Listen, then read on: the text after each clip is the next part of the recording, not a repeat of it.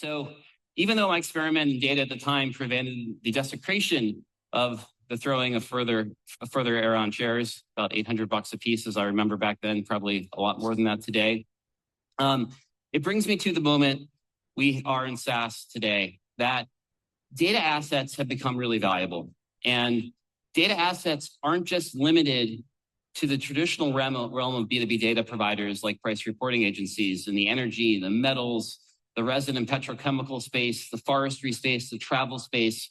There are many. You may have heard of SupplyFrame in the electronics market, or Brightfield in temporary labor, or ResourceWire, which used to be Forest to Market, or RTI in plastics, all people who provide data on commodity markets. Those are increasingly used in procurement, and they're valuable. And they're valuable to others, as I'll get into in a minute, besides just procurement and supply chain and sales. But increasingly, data assets are being generated by software companies as well.